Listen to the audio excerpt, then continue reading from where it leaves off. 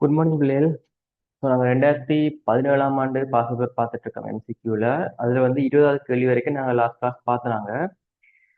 So இன்றைக்கு வந்து பார்க்க வேண்டிய கேள்வி வந்து 21வது கேள்விலேருந்து 30வது. ஓகே பிள்ளை, பார்க்க ஸ்டார்ட் பண்ணுவோம்.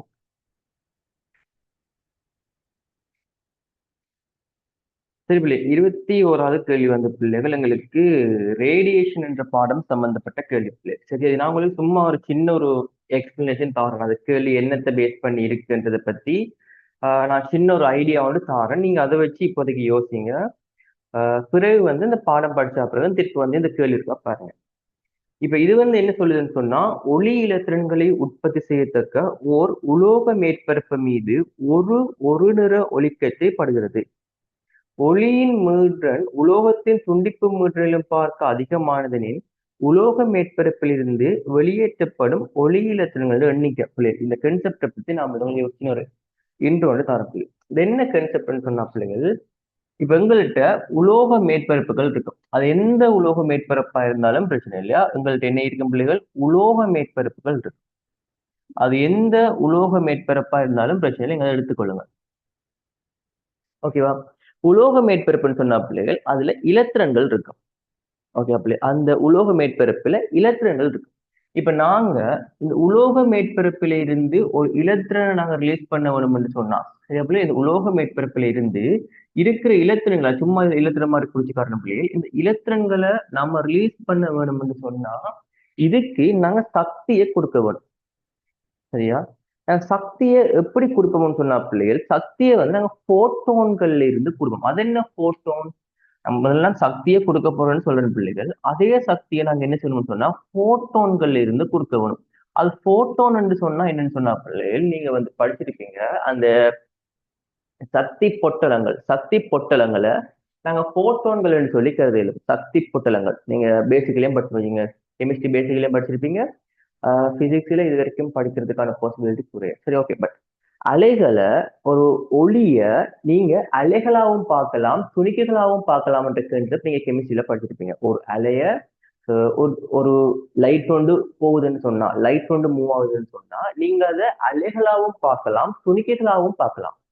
அலைகளா பார்க்கறதை பத்தி தான் நாங்க அந்த முறிவு, தெறிப்பு, முனைவாக்கம் அதுல பத்தி எல்லாம் பார்த்தனாங்க. இது வந்து சக்தி பொட்டலங்கள். பொட்டலம் மீன்ஸ் ஒரு மூட்டை, குட்டி குட்டி குட்டியா மூட்டை மூட்டையா இருக்கும். அந்த போட்டோன்கள் என்ன செய்யணும்னு சொன்னா அந்த உலோக மேற்பரப்புல இருக்கிற இலத்திரன்களை போய் அடிச்சு, ஓகே, போட்டோன்னு சொன்னப்ப சும்மா ஒரு சக்தி மூட்டை மாதிரி யோசிங்க, ஒரு பெரிய கல்லு மாதிரி யோசிங்க. அந்த கல்லு நாங்க மாமரத்துல எரிஞ்சோம்னு சொன்னா என்ன செய்யும், கல்லு போய் பட்டு மாங்காய விழுத்துற மாதிரி இங்க போட்டோன்கள் சக்தி பொட்டலம். அந்த சக்தி பொட்டலம் என்ன செய்யும்னு சொன்னா உலோக மேற்பரப்பில் இருக்கிற இலத்திரங்களை போய் பட்டு அந்த இலத்திரனை ரிலீஸ் பண்ணுவாரு. ஓகேவா. இப்ப நான் இங்க வச்சு ஒரு சில விஷயங்கள் சொல்ல போறேன். இப்ப நான் சொல்றேன், இதுல இருக்கிற ஒரு இலத்திரனை நீங்க ரிலீஸ் பண்றதுக்கு நான் சொல்றேன் ஒரு 5 ஜூல் சக்தி தேவைன்னு சொல்றேன். இவ்வளவு பெரிய சக்தி எல்லாம் இருக்காது பிள்ளைகளா, இவ்வளவு பெரிய சக்தி எல்லாம் இருக்காது. அது வந்து ரொம்ப சின்ன வலிவுதான் இருக்கும். இப்போதைக்கு நான் உங்களுக்கு விளங்கப்படுத்தணும்ன்றதுக்காக மட்டும் சும்மா ஒரு எக்ஸாம்பிள் எடுத்துக்கொள்றேன். இதுல இருக்கிற ஒரு இலத்திரனை நீங்க ரிலீஸ் பண்றதுக்கு 5 ஜூல் என்ற அளவு எனர்ஜி சக்தி தேவைன்னு எடுத்துக்கொள்வோம். நான் சொல்றேன், நான் போட்டோன்கள்ல இருந்து என்னால 4 ஜூல் சக்தியை தான் கொடுக்க முடியும். என்னால என்ன செய்ய முடியும், போட்டோன்கள்ல இருந்து 4 ஜூல் சக்தியை தான் கொடுக்க முடியும்னு சொன்னா நீங்க போட்டோனை அனுப்புறதால அங்க இலத்திரன் வெளியேற போறது இல்ல. ஏன் வெளியேற போறது இல்லைன்னு சொன்னா, எனக்கு ஒரு இலத்திரனை நான் ரிலீஸ் பண்றதுக்கு குறைஞ்சது 5 ஜூல் சக்தி தேவை. குறைஞ்சது 5 ஜூல் சக்தி தேவை. ஆனா என்னட்டு இருக்கிறதோ 4 ஜூல் சக்தி. அப்ப என்னால அந்த இலத்திரனை ரிலீஸ் பண்ணே இல்லாது. சம்டைம்ஸ் நீங்க இப்ப யோசிப்பீங்க, நான் 4 ஜூல் என்ற சக்தியுடைய 2 போட்டோன் அனுப்புவனா இருந்தா, நீங்க நினைப்பீங்க 2 போட்டோன் அனுப்புவனா இருந்தா, இந்த போட்டோனையும் அனுப்பி இந்த போட்டோனையும் அனுப்பி நான் 2 போட்டோன் அனுப்புவனா இருந்தா, வடிவா பாருங்க பிள்ளைகளா, ஒரு போட்டோன் சக்தி 4 ஜூல், 2 போட்டோன் சேர்த்தீங்கன்னு சொன்னா 8 ஜூல். அப்ப நாங்க சில யோசிப்போம், ஓகே, அப்போ ஒரு போட்டோனால இந்த இலத்திரனை ரிலீஸ் பண்ண இயலாது. அப்ப நான் 2 இலத்திரனை அனுப்புவனா இருந்தா 8 ஜூல் சக்தி, அப்ப இலத்திரனை ரிலீஸ் பண்ணும் தானே நாங்க யோசிப்போம். ஆனா இங்க ஒரு பிரச்சனை வருது. ஒரு போட்டோனால ஒரு இலத்திரனுக்கு மட்டும்தான் சக்தியை கொடுக்க இயலும். ஓகே, அப்படியே முக்கியமான விஷயமா, ஒரு போட்டோனால ஒரு இலத்திரனுக்கு மட்டும்தான் சக்தியை கொடுக்க இயலும். ஒரு போட்டோனால ஒரு இலத்திரனுக்கு மட்டும்தான் சக்தியை கொடுக்க இயலும். இப்ப நீங்க நீங்க ஓகேவா, நீங்க 4 ஜூல் என்ற சக்தியுடைய 1000 போட்டோன்ஸை கொண்டு போய் உலோக மேற்பரப்புல பட்டாலும் ஒரு இலத்திரன் கூட ரிலீஸ் ஆகாது. ஏனென்றா இலத்திரன் ரிலீஸ் ஆகணும்டா மினிமம் எனக்கு 5 ஜூல் சக்தி தேவை. இவ்வளவு விளங்கினவருக்கு எனக்கு ரியாக்ட் பண்ண முடியாது. நீங்க புது பாடமா நினைக்கிறேன்னா நீங்க என்ன படிக்கல, பட் இது பேப்பர்ல வந்தாலும் சும்மா டிஸ்கஸ் பண்ணிட்டு போறேன். இது விளங்கினவருக்கு எனக்கு ரியாக்ட் பண்ணிடுங்க. ஓகே, மற்ற பிள்ளை எல்லாரும் ரியாக்ட் பண்ண. Okay, good. சரி, இப்ப நான் என்ன செய்ய போறேன்னு சொன்னா, நான் கொடுக்குற சக்தியை கொஞ்சம் மாத்த போறேன். நான் சொல்றேன், நான் ஒரு 8 ஜூல் சக்தியை கொடுக்குறேன். 8 ஜூல் சக்தி. அப்ப நான் வழங்கின சக்தி 8 ஜூல். ஓகே, அப்படியே நான் வழங்கின சக்தி 8 ஜூல். ஆனா இவரை ரிலீஸ் பண்றதுக்கு எனக்கு 5 ஜூல் சக்தி காணும். அப்ப இப்ப எனக்கு ஒரு விஷயம் வடிவா விளங்கிட்டுது. சரி, இவரு வெளியேறத்தான் போறாரு, இந்த இலத்திரன் ரிலீஸ் ஆகத்தான் போகுதுன்ற கான்செப்ட் எனக்கு விளங்கிட்டு. என்ன சொல்ற பிள்ளைகள், போட்டோன்கள் வச்சு கொண்டிருக்கிற சக்தி 8 ஜூல். போட்டோன்கள் வச்சு கொண்டிருக்கிற சக்தி 8 ஜூல். இவரை ரிலீஸ் பண்ண ஒரு இலத்திரன் ரிலீஸ் பண்ண தேவைப்படுற சக்தி 5 ஜூல். ரைட், அப்ப எனக்கு விளங்கிட்டது. ஓகே, ஒரு இலத்திரனால ஒரு இலத்திரனர் ஒரு ஒரு போட்டோனால ஒரு இலத்திரனை ரிலீஸ் பண்ண போதுமான சக்தி இருக்கு. அதை விட மேலதிகமா 3 ஜூல் சக்தி இருக்கு. அப்ப என்ன செய்யணும்னு சொன்னா 5 ஜூல் சக்தியை இவருக்கு கொடுத்தா ரிலீஸ் ஆயிரும்.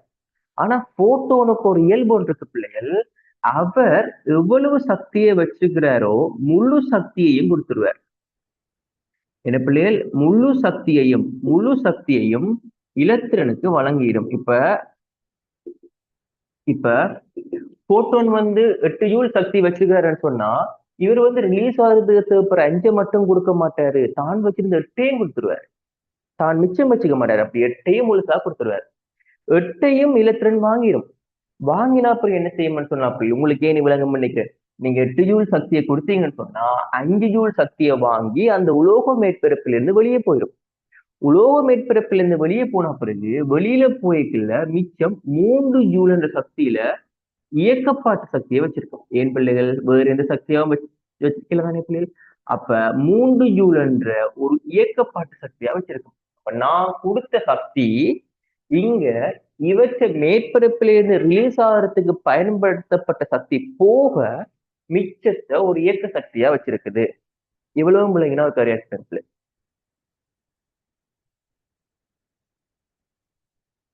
Okay, very good. அப்ப நான் இப்ப உங்களுக்கு ஒரு விஷயம் சொல்றேன். இந்த மேற்பரப்புல இருந்து ஓகேவா இலத்திரனை ரிலீஸ் பண்ண 5 ஜூல் சக்தி தேவை. நான் 8 ஜூல் என்ற சக்தியில இருக்கிற ஒரு 1000 போட்டோன்கள் அனுப்புவனா இருந்தா 1000 போட்டோன்கள் அனுப்புவனா இருந்தா 1000 போட்டோன்கள் அனுப்புவனா இருந்தா எனக்கு என்ன செய்யும் சொன்னா 1000 இலத்திரன் ரிலீஸ் ஆகும். என்ன செய்யும் பிள்ளைகள், 1000 இலத்திரன் ரிலீஸ் ஆகும். அந்த 1000 இலத்திரண்டையும் இயக்கப்பாட்டு சக்தி 3 ஜூலா இருக்கு. மெயின் போட்டோன், ஒரு போட்டோன் ஒரு இலத்திரனுக்கு மட்டும்தான் சக்தியை கொடுத்தா முழுசா கொடுத்துருவார். இங்க நாங்க சில டேர்ம்ஸ் உங்களுக்கு இன்ட்ரடியூஸ் பண்ணுவாங்க. முதலாவது விஷயம் இந்த 5 ஜூல்.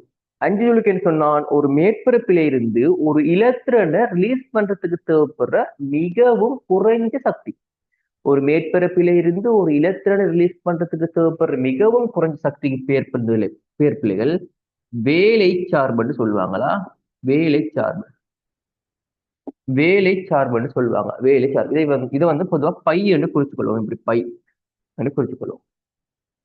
அப்ப நான் இங்க கொடுத்த சக்தியை ஒரு இ என்று வைக்கிறேன். நான் இங்க கொடுத்த சக்தி வேலை சார்பாகவும் அதை விட ஒரு இயக்கப்பாட்டு சக்தியாகவும் மாறுது. இங்க ரெண்டாவும் மாறுது. அதை நான் ஒரு ஈக்குவேஷன் மாதிரி போட்டு காட்டுறீங்க பிள்ளைகள் பாருங்க. நான் கொடுத்த சக்தி தான் பிள்ளைகள் இங்க வேலை சார்பாகவும் பிளஸ் பிளஸ் கைனடிக் எனர்ஜி ஒரு இயக்க சக்தியாகவும் மாறுது. நீங்க படிச்சிருப்பீங்க, நாங்க கொடுக்குற சக்தி என்றது வெளியில இருந்து வர போட்டோன் வச்சுக்கிற சக்தி. ஓகே, அதை நாங்க E = HF பண்ற ஈக்குவேஷனால் எழுத முடியும்ன்றது நீங்க யூனிட் 1ல படிச்சிருப்பீங்க. F பண்றது மீட்டன், Hன்றது மாறிலி. என்ன மாறிலி? பிளாங்கின் மாறிலி. அப்ப HF நாங்க போட்டோம்னு சொன்னா 5 பிளஸ் KF. இதுக்கு பிறகு நிறைய விஷயங்கள் இருக்கு. நான் எல்லா விஷயத்தையும் டிஸ்கஸ் பண்ணல. இப்ப சும்மா உங்களுக்கு மேலான மட்டும் சில விஷயங்கள் டிஸ்கஸ் பண்ணி வரேன். ஸோ இங்க இருந்து நாங்க ஒரு ஈக்குவேஷன் எடுக்கலாம் அப்படி இருந்து. அப்ப வெளியில போற ஹைனடிக் எனர்ஜியை நான் வெளியில போற இயக்க சக்தி எழுவாய் மாத்துவனா இருந்தா எனக்கு சமன்பாடு எப்படி வரும்னு சொன்னா HF மைனஸ் பை என்று வருது சமன்பாடு. ஹைனடிக் எனர்ஜியை YH ஆகவும் Fன்றது இங்க என்ன பிள்ளைகள்? நான் வெளியில இருந்து கொடுக்குற போட்டோட மீட்ரன். ஏன் நாங்க யார் இங்க F வச்சான் பிள்ளைகள்? நான் கொடுக்குற சக்தியை தான் HF வச்சான். அப்ப Fன்றது நான் வெளியில இருந்து கொடுக்குற இலத்திரண்ட சக்தி. அப்ப F பிள்ளைகள் நான் வெளியில இருந்து கொடுக்குற இலத்திரண்ட மீட்ரன் அவரை நான் XH ஆகும் வச்சு ஒரு வரைபண்ட தீர்வனா இருந்தா வரைபண்ட பேட்டர்ன் எனக்கு வருது பிள்ளைகள் Y சமன் MX மைனஸ் C. ஸோ இதுல வந்து எக்ஸஸ்ல இருக்க போறது எஃப்பும் இது ஹைனடிக் எனர்ஜியா இருக்கு. இப்போதைக்கு இவ்வளவு விஷயமும் காண முடியாது.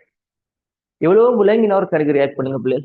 சும்மா உங்களுக்கு இந்த விஷயம் இந்த கேள்விக்காக உங்களுக்கு இவ்வளவு விஷயத்தை சொன்னா இவ்வளவு விளங்கினா ஒரு கணக்கு ரியாக்ட் பண்ணுங்க.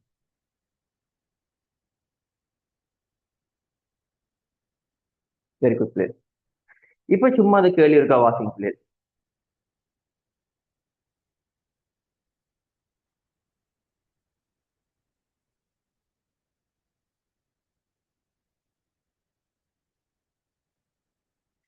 ஒளியிலத்திரன்களை உற்பத்தி செய்யத்தக்க ஒரு உலோக மேற்பரப்பு மீது படுற ஓகே கேள்வி உலோக மேற்பரப்பில இருந்து வெளியேற்றப்படுற இலத்திரன்களோட எண்ணிக்கை. சோ இப்ப நான் சொன்ன பிள்ளைகள் 1000 போட்டோன் வந்து படுமா இருந்தா 1000 இலத்திரன் வெளியே போகும்னு சொன்னா அதை பத்தி கேட்கப்படான். முதலாவது ஒளி இலத்திரன்களின் இயக்கப்பாட்டு சக்திக்கு பிள்ளைகள் இது உங்களுக்கு இப்ப கேள்வியை வாசிக்காம தெரியும். விகித சமனை பத்தி கேட்டிருக்காங்க. அப்போ உலோக மேற்பரப்பில் இருந்து வெளியில போற இலத்திரங்களோட எண்ணிக்கை வந்து படுற போட்டோன்களோட எண்ணிக்கைக்கு நேர்விகித சமனா இருக்கும். 1000 போட்டோன் வந்து படுமா இருந்தா 1000 இலத்திரன் வெளியே போகும். 1000 போட்டோன் வந்து படுமா இருந்தா 1000 இலத்திரன் வெளியே போகும். அப்ப என்ன விட பிள்ளைகள் இப்ப வேலைச்சார்புக்கு நேர்விகித சமன் இல்ல. வேலைச்சார்பை விட அதிக சக்தி. அதாவது வேலைச்சார்பு என்ன சொன்னா பிள்ளைகள் அந்த மேற்பரப்பில் இருந்து இலத்திரனை வெளியேற்ற தேவைப்படுற மிக குறைஞ்ச சக்தி அதுக்கு இதுக்கு சம்பந்தம் இல்லை. அப்ப 1000 போட்டோன் வந்து படைக்குள்ளதான் 1000 இலத்திரன் வெளியே போகும். அவை கேட்ட கேள்விக்கு விட 4வது விட. இது விளங்கினா ஒரு கணக்கு ரியாக்ட் பண்ணி விடுங்க. பேசிக்கலி விளங்கினா ஒரு கணக்கு ரியாக்ட் பண்ணி விடுங்க. ரைட். 22வது கேள்வி. பட் 22வது நான் பேச உங்களுக்கு வழங்கப்படுத தேவையில்லைன்னு நினைக்கிறேன். ஏன்னு சொன்னா ஒரு வீதியின் 3 சமாந்திரமான நேர் ஒழுங்குகள் வழியே செல்லும் 1 2 3 எனும் 3 மோட்டார் கார்களின் நேரத்தோட வேகம் எப்படி மாறுதுன்றது கிராஃப்ல கொடுத்துருக்கு. சரியா? கேள்வி வந்து பிள்ளைகள் அவையோட பரப்பு எனக்கு அந்த படத்தை பார்க்கவே விளங்குது பிள்ளைகள். மூன்றுமே பயணம் செய்த தூரங்கள் அதாவது இடப்பெயர்ச்சிகள் சமன். இடப்பெயர்ச்சிகள் சமன்னு சொன்னா வரைபண்ட பரப்புகள் சமனா இருக்கிற மாதிரி நீங்க வரைவெடுக்கணும். வரைவில இருக்கிற பரப்புகள் சமனா இருக்கத்தக்கதாக நீங்க எடுக்க வேண்டும்.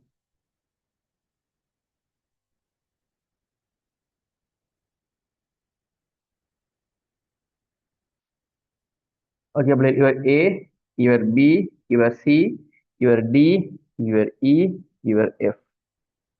Sorry, your A, B, C, your D, your E, your F, your G. So பிள்ளைகள் இப்ப கேள்வியை பொறுத்த மட்டும் இடப்பெயர்ச்சி சமன் கண்டுபிடிச்சிட்டேன். இப்ப நான் செய்ய வேண்டிய விஷயம் பரப்பளவு சமனா இருக்கிற மாதிரி தேர்ந்தெடுக்க வரும். ஸோ இது வந்து பிள்ளைகள் நாங்க ஜென்ரலாவே கழிச்சு கொள்ளையிலும் பிள்ளைகள் எனக்கு தெரியும். இங்க பாருங்க இந்த பரப்பளவும் இந்த பரப்பளவும் ஈக்குவல். பாத்தீங்களா பிள்ளை? இந்த பரப்பளவும் அந்த கேள்வி பார்த்தா உங்களுக்கு விளங்கும். அந்த பரப்பளவும் இந்த பரப்பளவும் உங்களுக்கு ஈக்குவல்.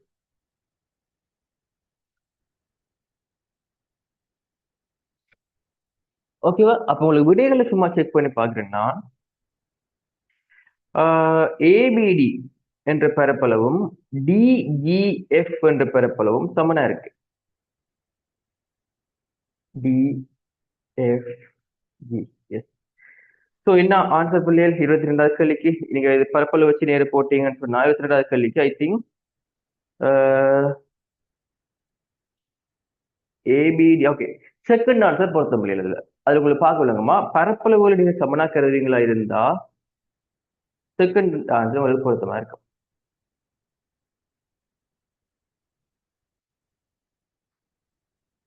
இந்த கேள்வி விளங்கின ஒரு கணக்கு ரியாக்ட் பண்ணுங்க பிளேஸ்.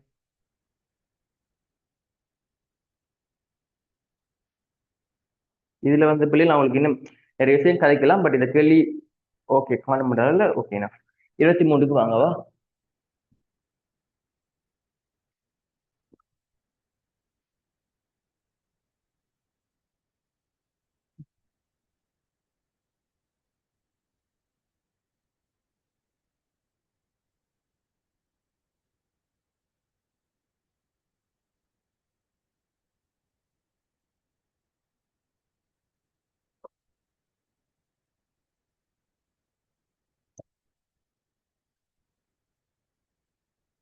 கொஸ்டின் நம்பர் 23 பிள்ளைகள்.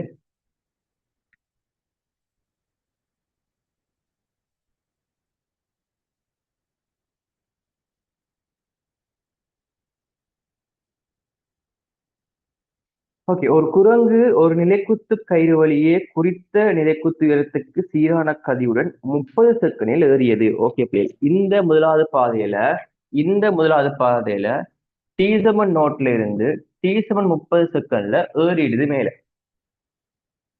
இக்குரங்கு அதே நிலைக்குத்து உயரத்திற்கு, அப்ப அதே உயரம், இவர்கிட்ட உயரம் எச்சுன்னு சொன்னா அதே நிலைக்குத்து உயரம் எச்தானா, அதே நிலைக்குத்து உயரம் எச்தானா.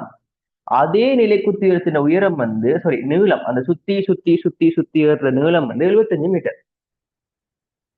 குரங்கு இரு சந்தர்ப்பங்களிலும் ஒரே வலுவை பிரயோகித்தால் சுருளிப்பாதையில் ஏறிய கழிப்பில் நீங்க வலு சம்பந்தப்பட்ட வலு சம்பந்தப்பட்ட ஈக்குவேஷனை பத்தி யோசிப்போம். ஒரே நேரமும் வலுவும் சம்பந்தப்படுது. அப்ப ஈக்குவேஷன் வந்து வலு சமன் வேலையின் கீழ் நேரம், வலு சமன் வேலையின் கீழ் நேரம். அப்ப பிள்ளைகள் இப்ப எனக்கு தெரியும் முதலாவது இப்ப கேட்ட கேள்வி என்னன்னு சொன்னா இவர் குரங்குன்றவர் வந்து இந்த சுருளிப்பாதையில போன சராசரி கதி. ஸோ சராசரி கதிக்கும் எனக்கு சமன்பாடு தெரியும் பிள்ளைகள். எனக்கு சமன்பாடு பிள்ளைகள் தூரத்தின் கீழ் நேரம். எனக்கு தூரம் வந்து எவ்வளவுன்னு சொல்லி தெரியும். தூரத்தின் கீழ் நேரம் தானே பிள்ளைகள். அப்ப அந்த சுருளிப்பாதையில போன தூரம் எனக்கு தெரியும் பிள்ளைகள் 75 மீட்டர். ஆனா சுருளிப்பாதையில போன நேரம் எனக்கு தெரியாது. எனக்கு சுருளிப்பாதையில போன நேரம் எனக்கு தெரியாது. சுருளிப்பாதையில போன நேரம் எனக்கு தெரியாது. ஓகேவா? சுருளிப்பாதையில போன நேரம் எனக்கு தெரியாது. அதை கண்டுபிடிச்சா கேள்வி முடிஞ்சு. அதுக்கு தாம்பள்ளையில் எங்களுக்கு ஒரு தரவு ஒன்று கொடுத்திருக்கான். இந்த ரெண்டு சந்தர்ப்பங்கள்லயுமே குரங்கு ஒரே வலுவை பாவிக்குது, ஒரே வலுவை பாவிக்குது. ஓகே, வலு சமன். எனக்கு இன்னும் ஒரு விஷயம் தெரியும். ஒரே உயரத்துக்கு ஏறுறதால ஒரே உயரத்துக்கு ஏறுறதால ரெண்டு டைம்லயுமே செய்யற வேலை சமன். அது என்ன வேலையா இருக்கும்னு சொன்னா பிள்ளைகள் எம்ஜிஹெச் என்ற வேலை, விசை தர விசையின் திசையில் பொருள் போன தூரமாயிட்டு இந்த வேலை சமன். அப்ப ஒரு சமன்பாட்டுல வலுவும் சமனா இருக்கு, வேலையும் சமனா இருக்குன்னா நேரமும் சமனா தான் இருக்கும். நேரமும் என்ன செய்யும் பிள்ளைகள்? சமனா தான் இருக்கும். அப்ப முதலாவது பாதையில போறதுக்கு எடுத்த நேரமும் ரெண்டாவது பாதையில போறதுக்கு எடுத்த நேரமும் சமன். அப்ப இவரும் 30 செகண்ட் தான். அப்ப இங்க ஒண்ணு 30 செகண்ட் போட்டீங்கன்னு சொன்னா 75 நான் நினைக்கிறேன் 2.5 மீட்டர் per செகண்ட் வரும். விலங்கின ஒரு ரியாக்ட் பண்ணுங்க.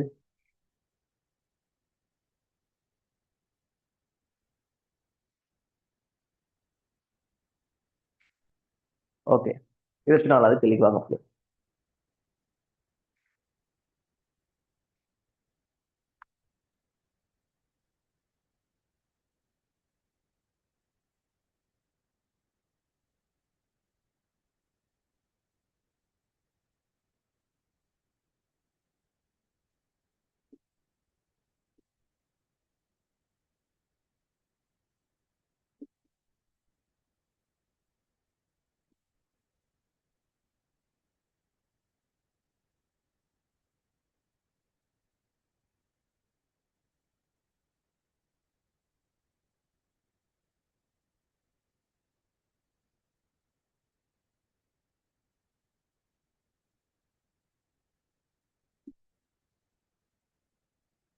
இவர் தீட்டா பிள்ளைகளா? ஓகே. கேள்வியை வாசிங்க. கேள்வி இங்க வந்து நான் உங்களுக்கு குறிச்சு காட்டினது அந்த மார்க் பண்ணி காட்டுறதுக்குள்ள அந்த பெட்டிகளோட எண்ணிக்கையை நான் எப்படி மார்க் பண்ணியிருக்கேன்னா, அந்த பெட்டிகளோட எண்ணிக்கையை நான் எப்படி மார்க் பண்ணியிருக்கேன். இதுல ஒரு பெட்டி, இதுல ஒரு பெட்டி, அடுத்த பெட்டிக்கான முகவரி இங்க வருது. அதைத்தான் நான் எப்படி மார்க் பண்ணியிருக்கேன்னா, காட்டப்பட்டுள்ள உருவிலே F1, F2, F3 ஆகியன XY தளத்தில் உள்ள புள்ளி ஓவில் தாக்குகின்ற 3 விசைகளின் நிலைத்த காவிகளை வகை குறிக்குது. F4 ஆனது O பற்றி XY தளத்தில் சுழலும் தீட்டாக்கு இருக்கக்கூடிய பாசிபிலிட்டிஸ் வந்து 0 டிகிரிஸ். அதே மாதிரி தீட்டாக்கு 90 டிகிரிஸ் இருக்கலாம். அதே மாதிரி தீட்டாக்கு 180 டிகிரிஸ் இருக்கலாம். இந்த மாதிரி ஒவ்வொரு சந்தர்ப்பங்கள்ல எனக்கு இருக்கக்கூடிய விளையுள் காவிகள் பத்தி செல்றேன் வடிவா வாசகத்திலேயே விளையுள் காவிகளை பத்தி கேட்டுட்டாங்க. ஓகே, முதலாவது நான் உங்களுக்கு விளங்கக்கூடிய மாதிரி சில விஷயங்கள் சொல்றேன். முதலாவது பாருங்க, தீட்டா சைவர். உங்களுக்கு இந்த படத்தை நான் இது உங்களுக்கு செப்பரேட்டா கீறி காட்டுறேன், பட் எக்ஸாம்பிள்ல வேகமா கீறி வேணுமா. தீட்டா சைவரா இருக்கணும்னு சொன்னா பிள்ளைகள், இத தீட்டா பாருங்க பிள்ளைகள், தீட்டா 0 வந்தா கிரியோட போயிடும், இப்படியே போயிடும். கிடியோட போயிடும்னு சொன்னா பிள்ளைகள் எங்களுக்கு தெரியும், கிடியோட மட்டும் நாங்க கருதுவமா இருந்தா நான் இவ்வளவு நீளமும் வரும். இந்த பாயிண்ட்ல இருந்து இந்த பாயிண்ட் வரைக்கும் இருக்கிற இவ்வளவு நீளமும் வரும். இந்த பாயிண்ட்ல இருந்து இந்த பாயிண்ட் வரைக்கும் இருக்கிற அவ்வளவு நீளமும் வரும். தீட்டா 0. அப்ப நிலைக்குத்தா வாரத அந்த F4 பாதிக்க மாட்டேன். நிலைக்குத்தா வாரத அந்த F4 பாதிக்க மாட்டேன். சரி, நிலைக்குத்தா கொஞ்சம் கவனம் செலுத்துவமா இருந்தா மேல் நோக்கி யார் இருக்கிறாருன்னு சொன்னா ஒரு பட்டி, 2 பட்டி, 2.5 பட்டி, சும்மா அப்ரோக்சிமேட் அண்ணளவா 2.5 போட்டுக்கொள்றேன் பிள்ளைகளா. வேல்யூஸ்ல போட்டா கொஞ்சம் ஈஸி எடுத்துக்காக போட்டுக்கொள்றேன். அதே மாதிரி கீழே 1, 2 சரியா 3 பட்டி தேவை. கீழே பாருங்க சரியா 3 பட்டி. நான் இப்ப ஒரேடியா ஒரு வேலையை பார்த்து வரேன் பிள்ளைகளா, செப்பரேட்டா கிளியர் ஆகும். ஒரேடியா வேலை பார்த்து வரேன் பிள்ளைகள். ஒரு சின்ன ஐடியா தாரன். மேல 2.5 பட்டி, கீழே 3 பட்டின்னு சொன்னா விளைவு எனக்கு தெரியும். கீழே 0.5, கீழே 0.5 முடிஞ்சு. இடப்பக்கம் பார்த்தா அதுவும் வந்து பிள்ளைகள் 2.5 பட்டிங்க பாருங்க. 1, 2, 2.5 பட்டி. வலப்பக்கம் பார்த்தா 1.5 பட்டி கிட்டத்தட்ட. வலப்பக்கம் பார்த்தா 1.5 பட்டி. ஒன்னே வேலை 4 0 1.5 பட்டி. அப்ப விளைவு எனக்கு தெரியும். இடப்பக்கமா இருக்க போது 2.5 பட்டியில இருந்து 1.5 பட்டியை கழிச்சா ஒரு பட்டி. அந்த பட்டின்னு கழிக்கிற பிள்ளைகள் விளைவு எனக்கு எந்த பக்கத்தால போகுதுன்னு சொன்னாங்களே. முதலாவது தீட்டா சைவரா இருக்கும் போது எனக்கான விளைவில் வந்து எப்படி போகுதுண்டா, இடப்பக்கமாவும் கீழையாவும் இருக்கிற விளைவு இந்த பக்கத்தால போகும். இது விளைவு ஒரு கணக்கு ரியாக்ட் பண்ணுங்க பிள்ளைகள். இந்த கன்செப்ட் விளங்கிட்டானா ஒரு கணக்கு ரியாக்ட் பண்ணுங்க. Very good. அடுத்தது வாங்க, 2வது சந்தர்ப்பம். தீட்டா 90 இருக்கேக்குள்ள. தீட்டா 90 சொன்னா பிள்ளைகள் தீட்டா F4 நிலைக்குத்தா போயிட்டாரு. நிலைக்குத்தா போயிட்டாருன்னு சொன்னா அந்த படத்துல உங்களுக்கு வடிவா குறிச்சு காட்டிருக்காங்க. தீட்டா நிலைக்குத்துக்கு போயிட்டாரு சொல்லிக்கல, இவற்ற வேல்யூ ஒரு பட்டியை விட சின்ன, ஆனா மேல் நோக்கி இருக்கு. ஒரு பட்டியை விட சின்னந்தான், ஆனா மேல் நோக்கி இருக்கு. அதே பாருங்கவா, அதுல அந்த அளவு வந்து ஒரு பட்டியை விட சின்னந்தான், ஆனா மேல் நோக்கி இருக்கு. சோ விளைவுகளை பத்தி கொஞ்சம் கழிச்சோம்னு சொன்னா பிள்ளைகள், மேல் நோக்கி ஏற்கனவே 1, 2, 2.5 பட்டி இருக்கு. ஓகேவா, அதை விட இன்னும் ஒரு முக்காப்பட்டி மேல் எக்ஸ்ட்ராவா வருது. ஓகே, ஏற்கனவே மேல் நோக்கி ஒரு 2.5 இருக்குது, அதை விட ஒரு 0.5 மேல் எக்ஸ்ட்ராவா வருது. ஓகே, ஏற்கனவே மேல் நோக்கி 2.5 இருக்கு, அதை விட எக்ஸ்ட்ராவா ஒரு 0.5 மேல் நோக்கி வருது. அதை விட கீழ் நோக்கி எனக்கு எவ்வளவு இருக்குன்னு சொன்னா பிள்ளைகள் 3 இருக்கு. சரியா பாத்தீங்கன்னு சொன்னா பிள்ளைகள் இலக்குத்தா போறத கீழே 3,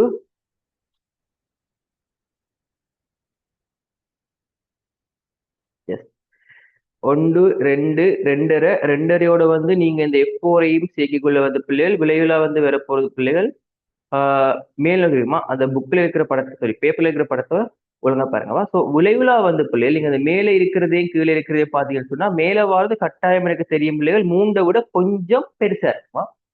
3 விட கொஞ்சம் பெருசா இருக்கும். வலிவு எனக்கு சொல்ல தெரியல அதை பார்த்து, ஆனா எனக்கு தெரியும் கட்டாயம் விளைவுள் மேலதான் வரப்போகுது. விளைவுலா வாரவர் மேல 3 விட கொஞ்சம் பெருசா இருக்கு. விளைவுள் மேல தீட்டா 90 இருக்கேக்குள்ள ஒட்டுமொத்த விளைவுலுமே இடப்பக்கம் தான் இருக்கு. இடப்பக்கம் தான் இருக்கு.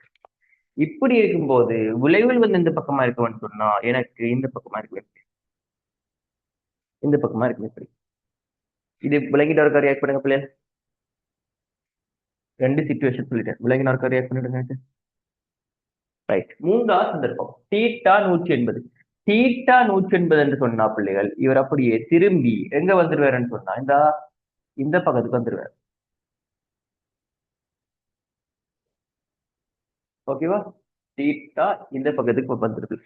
பிள்ளைகள் இங்க வந்து சில விஷயத்துல ஒரு சின்ன ஒரு ஐடியாவில் பிள்ளைகள் இந்த F4 என்ற நீளத்தோடையவா சாரி நான் இந்த தீட்டா இந்த விசையோட பிரிச்ச ஊரை பத்தி பார்த்துட்டு பிள்ளைகளா சாரி விசையில பிரிச்ச ஊரை பார்த்துட்டு பிள்ளைகளா இந்த நீளம் நான் சாரி அது பிரிச்ச நீளம் இல்ல, கோணம் தான் மாறுதா. கோணம் 90 மாறுமா இருந்தா இவ்வளவு நீளமும் அப்படியே வந்து இங்க நிற்கும்.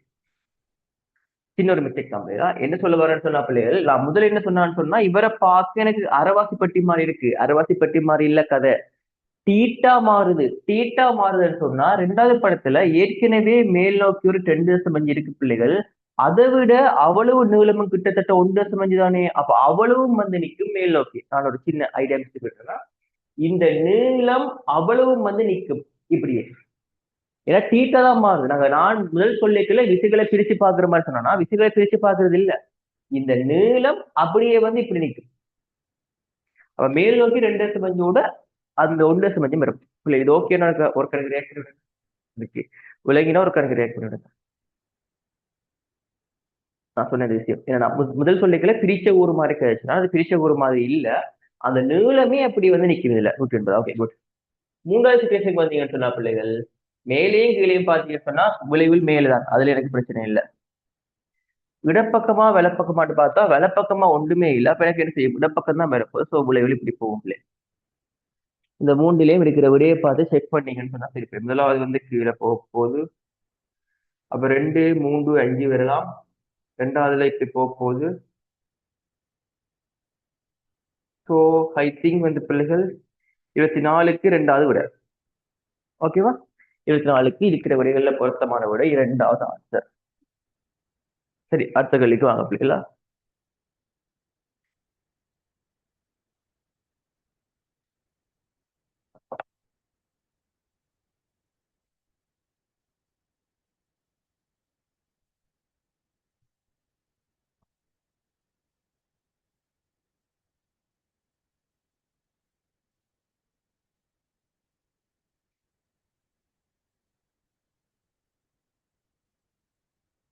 இருபத்தி 5வது கேள்வி.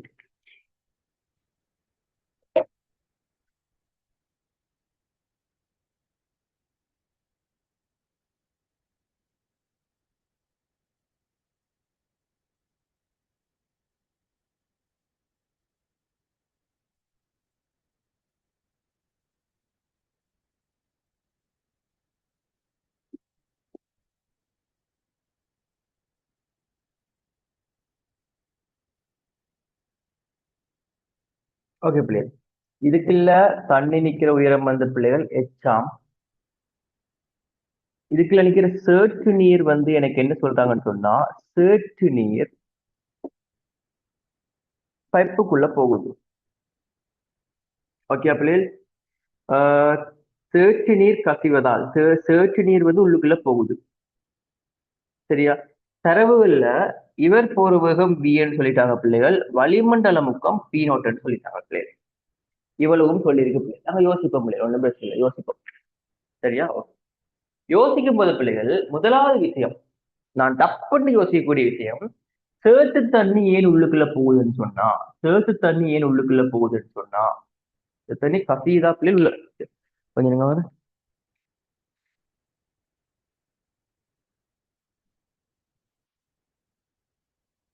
சேற்று நீர் குழாயின் உள்ளே வருது. ஓகே, சேற்று நீர் குழாயின் உள்ளே வருதுன்னு சொன்னா பிள்ளைகள் சேற்று நீர் ஏன் உள்ளுக்குள்ள வருதுன்னு சொன்னா வெளியில இருக்கிற அமுக்கம் பெருசா இருக்கு இந்த புள்ளி எக்ஸில இருக்கிற அமுக்கத்தை விட. அதாலதான் சேத்து தண்ணி உள்ளுக்குள்ள வருது. நான் சொல்ல வர விஷயம், வெளியே இருந்து கொடுக்கிற அமுக்கம் உள்ள இருக்கிற அமுக்கம், அதாவது வெளியில இருக்கிற வளிமண்டல அமுக்கம் உள்ள இருக்கிற அந்த எக்ஸ் என்ற புள்ளியில இருக்கிற அமுக்கத்தை விட பெருசா இருக்குது. அதாலதான் சேத்து தண்ணி உள்ள வருது. இது விளங்கினால் சரியா பண்ணுங்க பிள்ளை.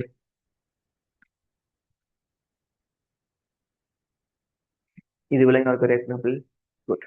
இப்ப இந்த பிரச்சனை வந்து என்னன்னு சொன்னா எல்லாம் பிஎக்ஸ் கண்டுபிடிக்கும். இது நீங்க பிஎக்ஸ் நீங்க பார்த்தோன்னுமே சும்மா உங்களுக்கு படிச்சிருந்தீங்கன்னு சொன்னா சொல்லலாம் பிள்ளைகள்.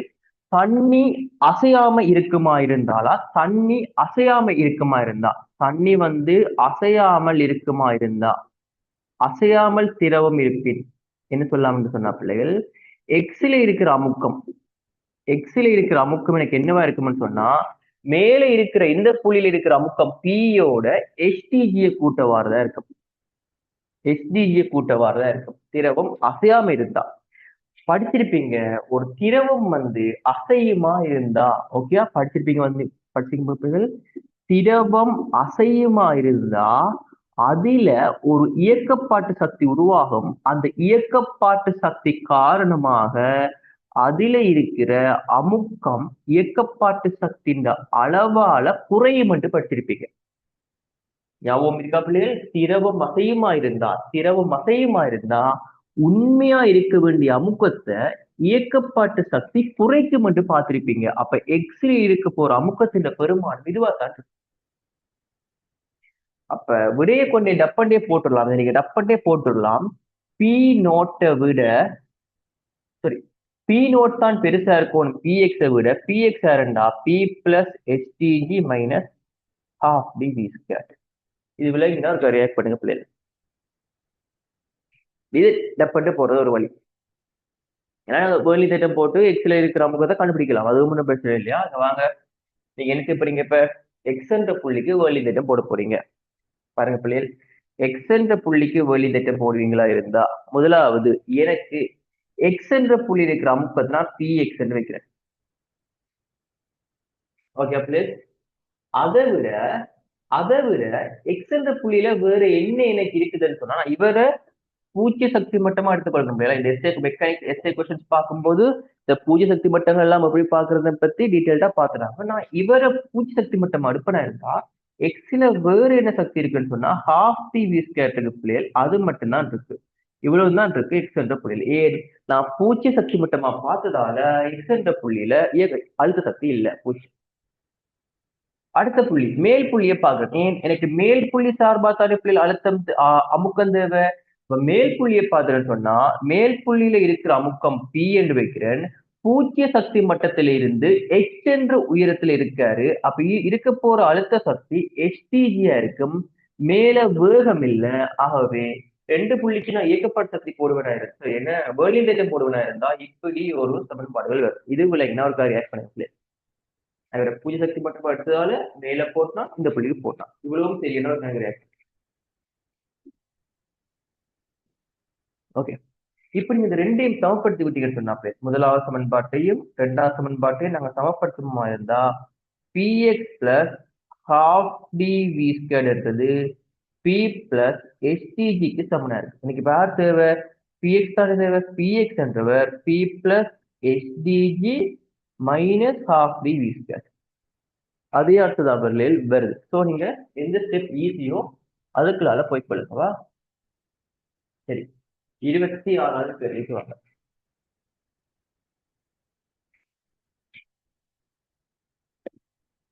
எலக்ட்ரிசிட்டி சம்பந்தப்பட்ட ஒரு கேள்வி.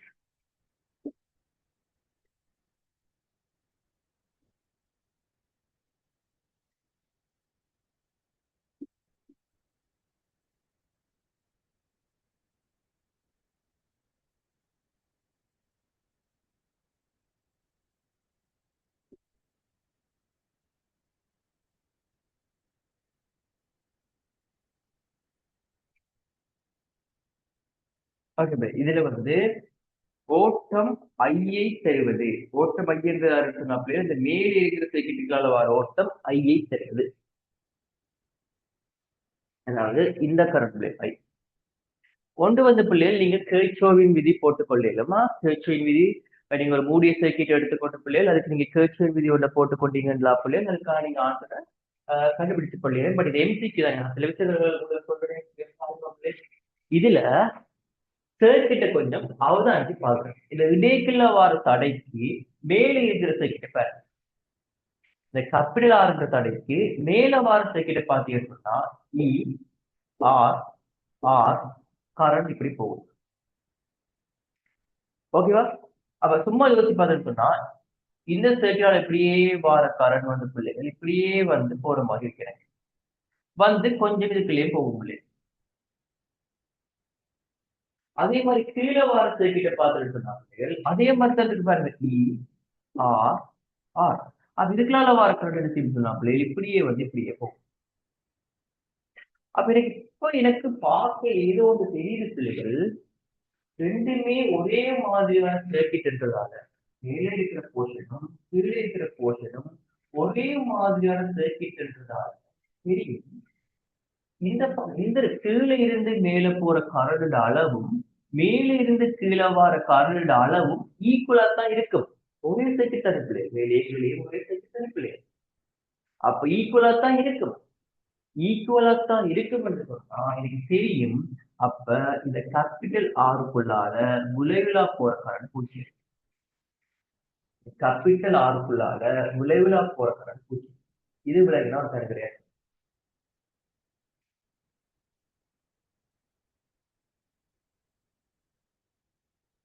இது விலகினா மேலேயும் கீழேயும் பார்க்க ஒரே சர்க்கிட் தான் இருக்கு. அப்ப கேபிட்டல் ஆருக்குள்ளார போற கரண்ட் பூஜ்ஜியம். அப்ப இதனால சர்க்கிள் விதி எல்லாம் போட்டு வினைக்கிடக்க இது சில நேர ஒரே ஒரு சர்க்கிட் இருக்கு. இந்த சர்க்கிட் வாங்க இவரை ஏன்னு வைங்க, இவரை இந்த போய் நான் இங்க வைக்கிறது ஒரு எக்ஸாம்பிள் வைக்கிறது இல்லையா? இவர் சி இவர் சி ஏ டு டி என்ற சர்க்கிட் இருக்கு. ஸோ மாறு சர்க்கிள் விதியை சொல்றோம். சர்க்கிள் விதி அல்லது நீங்க வீட்டு மணி ஏற்பாடு யோசிச்சா கூட பிரச்சனை இல்லை. சர்க்கிள் விதி என்ன சொல்லுது? முதலாவது இங்க ஒரு புள்ளியில ஸ்டார்ட் பண்ணி அந்த புள்ளிகள் இருக்கிற மெட்ரிகளை நாம பார்ப்போம். அப்ப ஏல ஸ்டார்ட் பண்ற வார பாதையிலேயே எனக்கு ஒரு மெட்ரி இருக்கு இ. அப்படியே கீழே வாரம் இங்க போற பாதையில இன்னும் ஒரு மெட்ரி இருக்கு இ. அவ்வளவுதான் மெட்ரி. அதை விட கூட்டுத்தொகை நீங்க எந்த சுற்றுல சர்க்கிள் விதி போடுறீங்களோ அந்த சுற்றுக்குள்ள இருக்கிற தடைகளுக்குள்ள விழுற அழுத்தத்துக்கு சமம். நான் சுட்டு பார்ப்பேன் இருக்கா முதல்ல அந்த சிம்பிளா இருக்குல்ல எனக்கு எவ்வளவு அழுத்தம் சொன்னா ஐ இன்டு ஆர். அதை வந்து ஒரு கேபிட்டல் ஆர் இருக்கு. அதுக்குள்ள எவ்வளவு சொன்னா capital I into R plus இதுக்குள்ள எல்லாம் கேபிட்டல் ஆர் பிளஸ் ஆர். நீங்க இவரை கூட்டி கழிச்சு விட்டீங்கன்னு சொன்னா இவர் 2E இருப்ப ஐ எல்லாத்தையும் பொதுவெடுத்து விட்டுன்னு சொன்னா 2 சிங்குலர் பிளஸ் 2 கேபிட்டல் ஆர். அப்போ ஐ வரப்போது பிள்ளைகள் இ இன்டு கேபிட்டல் ஆர் போலாம். இது நான் உங்களுக்கு இவ்வளவு ஸ்லோவா சொல்றேன் பட் இது ஸ்பீடா செய்து கொள்ளிடும். விளைந்த ஒரு கணக்கு ரியாக்ட் பண்ணுவீங்க.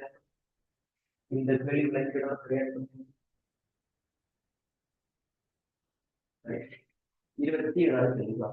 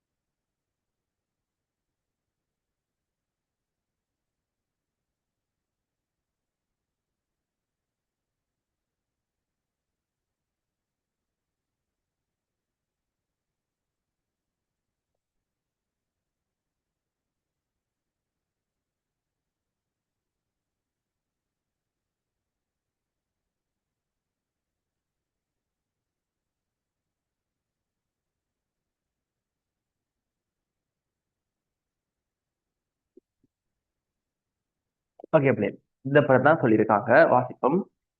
உருவில் உள்ள ஒரு ஒப்பமான கிடைத்தளத்தின் மீது ஒரு பகுதி சிடியும் சிடி ஓகே அந்த பெரிய பகுதி சொல்றாங்க. கடத்தா பகுதி டிஇஎஃப்டி டிஇஎஃப்டி இவரு கடத்தா பகுதி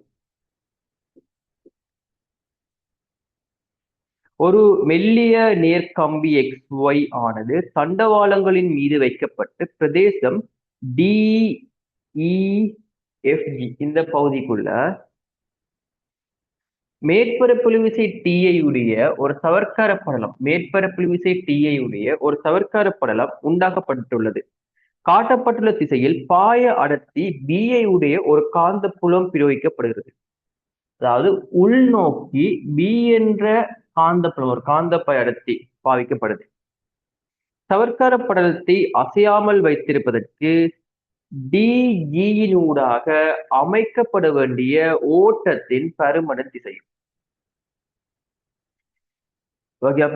ஓகே, எந்த திசையில கரண்ட் போனா அந்த மெல்லிய கம்பி சவர்க்கார படலம் அசையாம இருக்கும். சவர்க்கார படலம் எஸ். சோ இந்த டிஜிக்களால எந்த பக்கமா கரண்ட் போகுமா இருந்தா அவர் அசையாம இருக்காரா? உங்களுக்கு இந்த காந்தப்புலம் படிச்சிருந்தீங்கன்னு சொன்னா பிளம்பிங் இடைக்கை விதியை பத்தி தெரியும். கட் கிளாஸ் நாங்க அதை பார்த்துனாங்கன்னு நினைக்கிறேன். ஸோ ஓகே, அது சொன்னதால பிரச்சனை இல்லை. இப்ப சவர்க்கார படலம் பிள்ளைகள் இந்த கம்பியோ சடத்தையோ என்ன செய்யணும்னு சொன்னா உள்நோக்கி பிடிச்சு இழுக்க பார்க்கும். அதான பிள்ளைகள் மேற்பரப்பில் வித்தியாசமா யோசிங்களேன். நீங்க சவர்க்கார படலத்துக்கு கொண்டு ஒரு பொருளை வச்சு சொன்னா என்ன செய்யும்? உள்ள பிடிச்சு இழுக்கும். மேற்பரப்பு விதத்துல படிச்சிருப்பீங்க. சம்டைம்ஸ் வீட்டை மாபிள்ளையோ நிலத்திலேயோ நீர் தண்ணி ஊத்துப்பட்டு வரைக்கும் ஒரு பேப்பர் பீஸோ ஒரு பொருளா இருக்குமா இருந்தா என்ன செய்யும்? டப்பன் அந்த பேப்பரை உள்ள இழுத்து விட்டு, இது நீங்க பார்த்திருப்பீங்க, உள்ள இழுத்து விட்டுரும். அதான் மேற்பரப்பு விசை. அப்ப மேற்பரப்பு விசை பிடிச்சு உள்ள இழுக்கும்னு சொன்னா இழுக்காம இருக்கிறதுக்கு எதிர்பக்கமா ஒரு விசை தாக்கணும். என்ன செய்யணும்? எதிர்பக்கமா ஒரு விசை தாக்கணும். அந்த விசைக்காக நாங்க கரண்ட ஓட வைக்கிறோமா? அந்த விசைக்காக பிள்ளைகள் நாங்க கரண்ட ஓட வைக்கிறோமா? கரண்ட் எந்த பக்கமாக ஓட வேணும்ன்றதான் கேள்வி. கரண்ட் எந்த பக்கமாக ஓட வேணும்ன்றதான் கேள்வி. அதுக்குத்தான் பிளம்பிங் இடைக்கை விதி இருக்காரு. இடைக்கை விதி எனக்கு என்ன சொல்லுதுன்னு சொன்னா, ஆள்காட்டி விரல் புலத்திசை. புலம் எந்த பக்கமா போகுது பிள்ளைகள்? உள்நோக்கி போகுது. புலம் உள்நோக்கி போகுது. பெருவிரல் விசை. அப்ப விசை எந்த பக்கமா எனக்கு இருக்கணும்? வலப்பக்கமா எனக்கு இருக்கணும். புலம் உள்நோக்கி விசை வலப்பக்கமா இருக்கணும்னு சொன்னா நடுவிரல் காற்ற திசை தான் கரண்ட் என்ற திசை. புலம் உள்நோக்கி பிள்ளைகள் வடிவா உங்களோட கையை வச்சு பாருங்கவா. புலம் உள்நோக்கி இருக்கு பிள்ளைகள். எனக்கு விசை காந்த புலத்தால் உருவாகிற விசை எனக்கு வலப்பக்கமா இருக்கணும்னு சொன்னா நடுவிரல் காற்று திசை தான் பிள்ளைகள் மின்னோட்ட திசை. அப்ப நடுவிரல் எனக்கு எந்த பக்கத்தை காட்டுது சொன்னா கீழ் பக்கத்தை காட்டுது. அப்ப கீழ் நோக்கின் திசையில் தான் கரண்ட் ஓடும். அப்ப இருக்கிற ஆன்சரை பாருங்க பிள்ளைகள், கீழ் நோக்கிய பக்கத்துல ஓடக்கூடிய மாதிரி இருக்கும். கீழ் நோக்கின பக்கத்தால் ஓடக்கூடிய மாதிரி இருக்கணும்னா டி2ஜி வரக்கூடிய மாதிரி ஆன்சர்ஸ் எனக்கு முதலாவது, மூன்றாவது, அஞ்சாவது. அவ்வளவுதான். அதாவது முதலாவது, மூன்றாவது, அஞ்சாவது மிச்சம் யோசிக்கும். எனக்கு உருவாகிற ரெண்டு விசைகள் என்ற பருமனும் சமனா இருக்கும். எந்த விசை? மேற்பரப்பு விசையால் இடப்பக்கமா உருவாகிற விசை. மேற்பரப்பு விசையால் உருவாகிற விசைக்கு எனக்கு என்ன சமன்பாடுன்னு சொன்னா மேற்பரப்பு விசை தர நீளம். மேற்பரப்பு விசை தர நீளம். அப்ப மேற்பரப்பு விசை டி, நீளம். மேற்பரப்பு விசை டி, நீளம். ஆனா இங்க என்ன பிரச்சனைன்னு சொன்னா உங்களுக்கு தெரியும் பிள்ளைகள், மேலே இருக்கிற போர்ஷனையும் பிடிச்சு இழுக்கும். இந்த மெல்லிய கோல்னு சொன்னா, ஒரு மெல்லிய கம்மின்னு சொன்னா மேலே இருக்கிற போர்ஷனையும் பிடிச்சு இழுக்கும், கீழே இருக்கிற போர்ஷனையும் பிடிச்சு இழுக்கும். அப்ப இந்த விசை ரெண்டு பக்கத்தால ரெண்டு திசையால தாக்க போது தாக்குற விசை 2TL.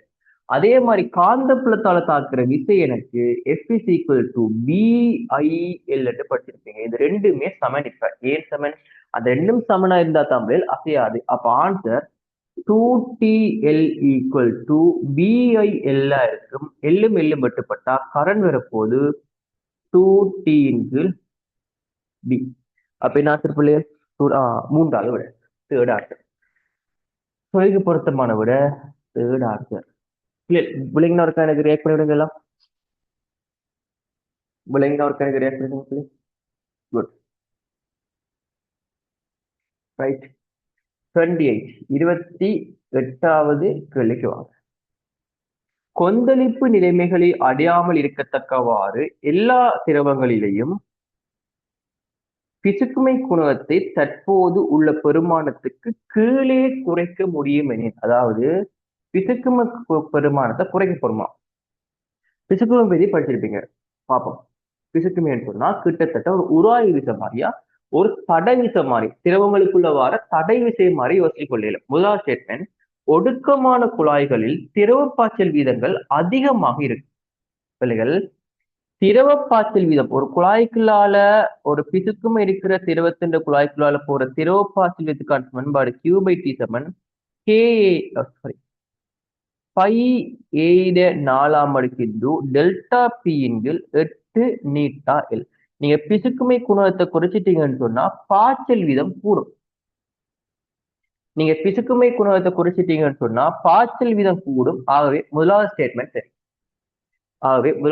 சரி. இரண்டாவது, குருதியை பம்புவதற்கு இதயம் குறைந்த அளவு வேலையை செய்ய வேண்டியிருக்கு. பிள்ளைகள், லாஜிக்கா யோசிங்க. பிசுக்கும குணகம் கூடவா இருக்குமா இருந்தா தடவிச கூடவா இருக்கு. தடவிச கூடவா இருந்தா இதயம் கூட வேலையை செய்ய வரும். இப்ப நீங்க பிசுக்குமை குணத்தை குறைச்சிட்டீங்கன்னு சொன்னா தடவிச குறையும். தடவிச குறைஞ்சிட்டேன்னு சொன்னா நாங்க பெருசா வேலையை செய்ய தேவையில்லை. தடவிச குறைஞ்சிட்டேன்னு சொன்னா நாங்க பெருசா வேலையை செய்ய தேவையில்லை. ஆகவே இதயம் குறைந்த அளவு வேலையை செய்ய வேண்டும் என்று சொன்னதால அந்த ஸ்டேட்மெண்ட்டும் சரி, இரண்டாவது ஸ்டேட்மெண்ட்டும் சரி. ஏன் இதயம் குறைந்த அளவு வேலையை செய்தா காணும், அவ்வளவுதான். மூன்றாவது, உறிஞ்சு குழாய் ஒன்றினை பயன்படுத்தி குளிர்பானங்களில் உறிஞ்சுவது இலகுவானதாக இருக்கு. எஸ், இங்கேயும் வந்து பிள்ளைகள் உறிஞ்சைக்குள்ள அதன் மேற்பரப்புகள் இருக்கிற தடவிச பிசுக்குமை குணகத்தால் உருவாகும். பிசுக்குமை குணகமே குறைஞ்சிட்டேன்னு சொன்னா தடவிச குறையும். தடவிச குறைஞ்சிட்டேன்னு சொன்னா பிடிச்சு உறிஞ்சுறது இலகுவா இருக்கும். அடுத்த கேள்வி, இயங்கும் மோட்டார் கார்களின் மீது ஈர்க விசை குறையும். ஓம்பலிகள், தடை விசைக்கு காரணமானதே பிசுக்குமேன்னு சொன்னா ஈர்க விசையும் குறையும். இதுவும் சரி. அஞ்சாவது, மழை துளிகளினால் பெற்றுக்கொள்ளப்படும் முடிவு கதிகள் சிறியதாக இருக்கும். பிள்ளைகள் சும்மா யோசிங்க, தடவிசை குறைஞ்சிட்டா முடிவு கதி கூடுமா குறையுமா? எதிர்க்கிறதுக்கு தடையே இல்லையென்றா கீழே வர வர வேகம் என்ன செய்ய முடியாது, கூடிக்கொண்டே இருக்கும். ஆகவே குறையும் என்று சொன்னதால அந்த ஸ்டேட்மெண்ட் பிள்ளை. ஆகவே பொருத்தமான ஸ்டேட்மெண்ட் அஞ்சாவதா இருக்கு. பொருத்தமான மீன் பிள்ளை பிள்ளையான ஒரு ஸ்டேட்மெண்ட் அஞ்சாவதா இருக்கு. இது விளங்கினவருக்கு எனக்கு ரியாக்ட் பண்ணுங்க பிள்ளை.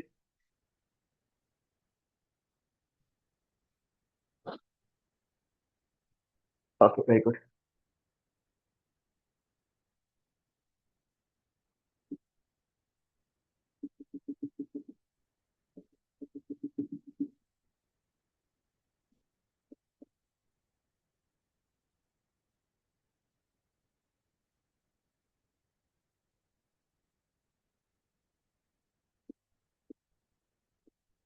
ஓகே பிள்ளை, இந்த புள்ளியில ஒரு மைனஸ் கியூவோட ஒரு ஏற்றம் ஒன்று இருக்காம் பிள்ளைகள். அது இந்த பி என்ற புள்ளிக்கு பார்ப்போம். ஒவ்வொன்றும் பிளஸ் கியூவாவுள்ள 4 ஏற்றங்கள் காட்டப்பட்டுள்ளவாறு ஏபிசிடி உச்சிகள் நிலைப்படுத்தப்பட்டுள்ளன. ஏகம பியில இருக்கிற ஏற்றங்கள் சம்டைம்ஸ் மறைந்தால், ஏகம பியில இருக்கிற ஏற்றங்கள் மறைந்தால் சும்மா யோசிப்போம் பிள்ளைகள். முதலாவது சந்தர்ப்பத்துல இந்த மைனஸ் கியூ என்ற ஏற்றம் சமநிலையில எப்படி இருக்குன்னு சொன்னா பியும் பிடிச்சு இழுத்து வச்சிருப்பாரு, ஏயும் பிடிச்சு இழுத்து வச்சிருப்பாரு, டியும் சியும் எல்லாருமே பிடிச்சு இழுத்து வச்சிருக்கிறதாலதான் அவர் சமநிலையில இருக்கிறாரு. இப்ப திடீரென்று ஏயும் பியும் இல்லாம போயிட்டுதுன்னு சொன்னா என்ன செய்யும்? டியும் சியும் தான் பிடிச்சு இழுக்கும். ஓகே, டியும் சியும் தான் பிடிச்சு இழுக்கும். டியும் சியும் பிடிச்சு இழுக்கிறதால அவர் என்ன பண்ணுவாருன்னு சொன்னா முதல்ல கொஞ்சம் இந்த புள்ளிக்கு அந்த ஏற்றம் கொஞ்சம் கொஞ்சமா கிட்டவா வர ஸ்டார்ட் பண்ணும். கிட்டவா வரைக்குள்ள இந்த பாயிண்ட்டுக்கு வந்துட்டாருன்னு சொன்னா, இந்த பி என்ற இந்த பாயிண்ட்டுக்கு வந்துட்டாருன்னு சொன்னா, பி என்ற இந்த பாயிண்ட்டுக்கு வந்துட்டாருன்னு சொன்னா ரெண்டு பக்கத்தாலையுமே தாக்குற விசைகளின் அளவு சமனானதால என்ன செய்யணும்னு சொன்னா விளைவில் விசை 0 ஆயிரும். இதுல மைனஸ் கியூ நிக்க பிள்ளைகள், மைனஸ் கியூ பிடிச்சு இவர் இழுக்கிற இந்த விஷயம் இவர் இழுக்கிற விஷயம் சமனா இருக்கிறதால விளைவில் விசை 0 ஆயிரும். ஆனா மேலே இருந்து வந்த அந்த வேகத்தால இவர் என்ன செய்வாருன்னு சொன்னா அந்த இடத்துலயே நிக்காம தொடர்ந்து அப்படியே கீழே போவார்.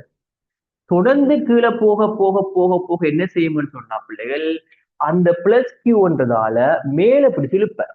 ஆரம்பத்துல எப்படி வந்து என்னைய பிடிச்சு கீழே இழுத்தாரோ, இப்படி கீழே பிடிச்சு இழுத்தாரோ அதே மாதிரி இப்ப என்ன மேல பிடிச்சு இழுப்ப.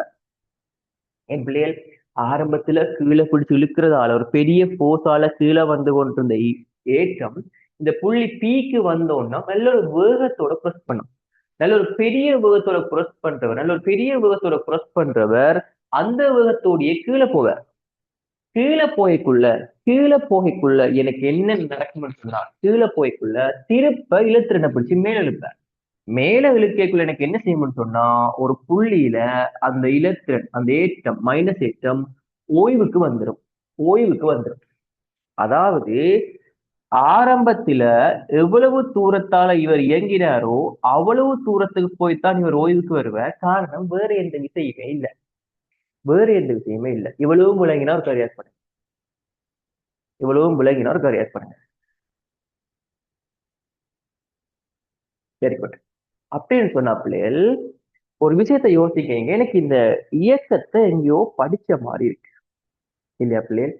ஆரம்பத்துல வேகம் 0, விச அதிகமா இருக்கு. விச அதிகமா இருக்கு. அந்த விசையால அவர் கிட்ட கிட்ட கிட்ட கிட்ட கிட்ட வரைக்குள்ள விச குறைஞ்சு குறைஞ்சு குறைஞ்சு 0 ஆகுது. விச 0 ஆகுற புள்ளியில வேகம் மேக்சிமமா இருக்குது. திருப்பு எதிர் திசையில போக போக போக போக போக போக விச குறைஞ்சு 0 சாரி விச கூடிட்டு போகுது. வேகம் 0 ஆகுது. எனக்கு இந்த எளிமையத்தை கொஞ்சம் அவன் வர மாதிரி இருக்கு. பாருங்க பிள்ளைகள் இந்த புள்ளியில வந்து இங்க வந்துட்டு திருப்ப இப்படி வாராரு. இங்க பாருங்க பிள்ளைகள் இந்த புள்ளியில வேகம் 0 விச மேக்சிமம். இந்த புள்ளியிலையும் வேகம் 0 எஃப் மேக்சிமம். இந்த புள்ளியில வேகம் மேக்சிமம் விச 0. எப்பவுமே விச எனக்கு மையத்தை நோக்கியே இருக்கு. அப்ப இவர் ஒரு எளிமை சேர்க்கம். இது விளங்கினா ஒரு ரியாக்ட் பண்ணுங்க. இது விளங்கிட்டா ஒரு ரியாக்ட் பண்ணுங்க. Very good. இப்ப வாசிங்க கேள்விய. அது ஏபி திசை சரி அது ஓபி திசையில் ஆறுமுக தொடங்கும்ன்றது என்ன பிள்ளைகள் 29 கேள்விக்கு உண்மையானது அன்று. அது எனக்கு வந்து தெரியும் பிள்ளைகள். ஓபி திசையில வந்து ஆறுமுக தொடங்கும்ன்றது சரியே. ஓபி திசையெல்லாம் கீழே போப்போ ஸ்டார்ட் பண்ணுது. ஓகே அது சரி. அது துணிக்கை பியில் கதி பியில் உயர்ந்தபட்சமாகும். எஸ். பி என்றார் பிள்ளைகள். ஏ ஸ்டேட்மெண்ட் சரி பிள்ளைகள். பி ஸ்டேட்மெண்ட்டும் சரியே. புள்ளி பியில வேக உயர்ந்தபட்சமாகும். அது ஓவிலிருந்து பியை அடைந்த பின்னர் ஓபி திசை வழியே பெருமன் ஓபியை உடைய தூரத்திற்கு மேலே செல்லும். ஓபியா இருக்கிற தூரத்துக்கு மேலே செல்லும். ஆக சியும் சரி. D part. அது பியில் எப்போதும் உயர்ந்தபட்ச ஆர்முகளை கொண்டிருக்கும் பிள்ளைகள். பியில தான் கழிச்சுறாங்க. வேகம்தான் மேக்சிமம். ஆர்முகள் 0 ஆகினால் அதுக்குள்ள. அஞ்சாவது மறுபடியும் ஓவுக்கு திரும்பி வருங்க. எளிமையை சேர்க்கணும்னு சொன்னா எங்க ஸ்டார்ட் பண்ணிக்கோ மோஷன் அதே புள்ளிக்கு திருப்ப வரும். ஆகவே இவ்வளவும் சரி. பிள்ளைங்கிட்டா பிள்ளை கடைசி கேள்வி. இந்தியான கடைசி கேள்வி. இப்போ அது கேள்வி.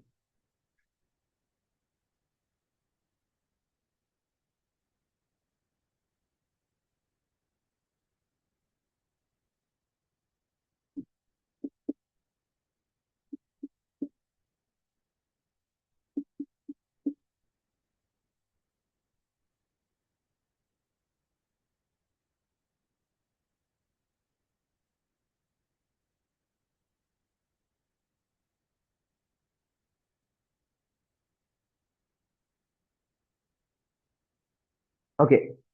இதுல நிலைமாற்றியின் முதன்மை சுற்றோட துணை சுற்று காட்டப்பட்டுள்ள வோல்ட்களவு அலைவடிவத்தை உண்டாக்குகிறது.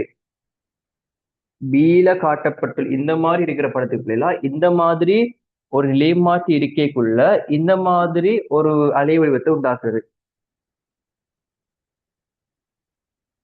சரி பிள்ளைகளா? சரி.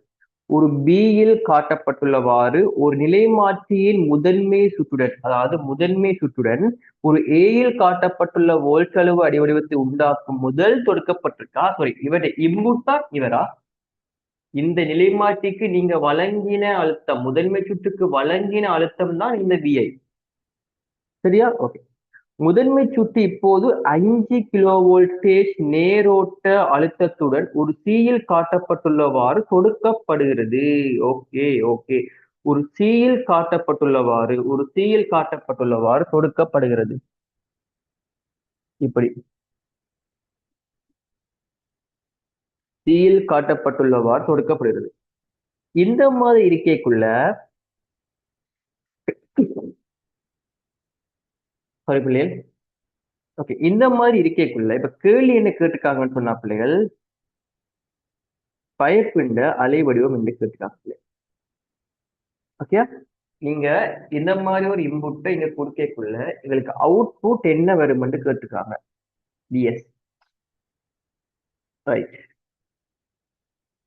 முதலாவது வந்து பிள்ளைகள், இதுல இருக்கிற ஒரு பக்கம் வந்து பிள்ளைகள் நீங்க இன்புட்டா வடிவா பாருங்க பிள்ளைகளா.